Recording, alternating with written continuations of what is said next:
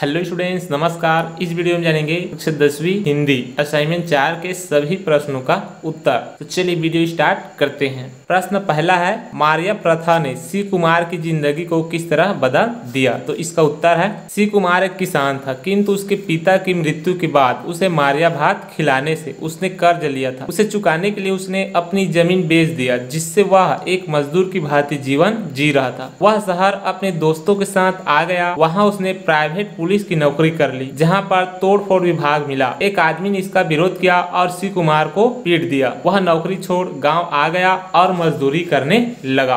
प्रश्न दूसरा है, कोठी में धान छलक जाए, ये जिंदगी फिर चमक जाए, पंक्ति का आशय स्पष्ट कीजिए। तो इसका उत्तर है, धान की अच्छी फसल होने से मेहनत कश किसान का जीवन धान की कोठी भर जाए, वह जीवन में खुशहाली आए, अर्थात नकारात्मक सोच को छोड़कर सकारात्मक सोच अपनाएं।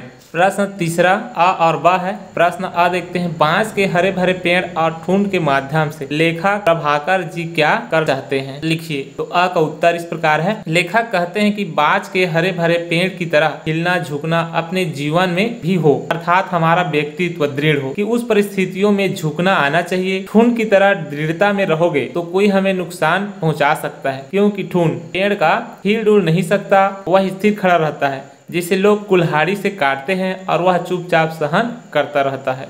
बा का उत्तर है, तानाशाही जो अपने ही बात पर अडिग हो, वह किसी दूसरे की बात न समझे, जो अपने ही आप को सर्वश्रेष्ठ समझता हो। तानाशाह की जीवन शैली गर्व में रहता है। वह अपनी सभी बातों को सत्य साबित कर लोगों को उसकी अनुरूप मानने के लिए बाध्य करता है और न मानने वाले को दंड देता है। जिस प्रकार रावण हिरण्यकश्यप तानाशाह शासक था, उसमें बहुत घमंड था, अपनी प्रजा से सारे नियम कानून का पालन करवाता था, चाहे वह सच हो या झूठ, नहीं मानने वाले को दंड देता था। तानाशाह का जीवन अपनी दृढ़ता से जड़ता की ओर मूर्त रूप ले लेता है, जिससे उसकी मृत्यु अहंकार के कारण होना तय है। तानाशाह शासक बिना सोचे समझे गलत कार्यों को भी करने के लिए बाध्य करता है, जिससे उनका पाप बढ़ता जाता है और एक दिन पाप का घड़ा भरने पर वह फूटकर मृत्यु को प्राप्त होता है। प्रश्न चौथा, दिए गए पद्यांश का संदर्भ प्रसंग सहित व्याख्या कर लिखिए। ये प्रश्न चौथा का पद्यांश है, जिसका संदर्भ प्रसंग और व्याख्या यहाँ दिया हुआ है, इस तरह से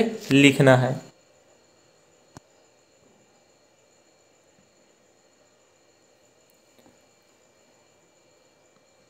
प्रश्न पांचवा, निम्नलिखित विषयों में से किसी एक विषय पर लगभग 150 से 200 शब्दों में निबंध लिखिए। 3 निबंध दिया हुआ है, जिनमें पहला है समय का सदुपयोग, ब है स्वच्छता अभियान, स है इंटरनेट आज की आवश्यकता। इन तीनों में से कोई भी एक पर निबंध लिखना है, जो कि 150 से 200 के बीच शब्द सीमा निर्धारित है। स्वच्छता अभियान का निबंध दिया गया है, इसे लिख सकते हैं, चाहे तो आप तीनों में से कोई भी एक निबंध लिख सकते हैं। तो यहाँ पर हमने दिया है स्वच्छता अभियान पर निबंध, इस प्रकार से है।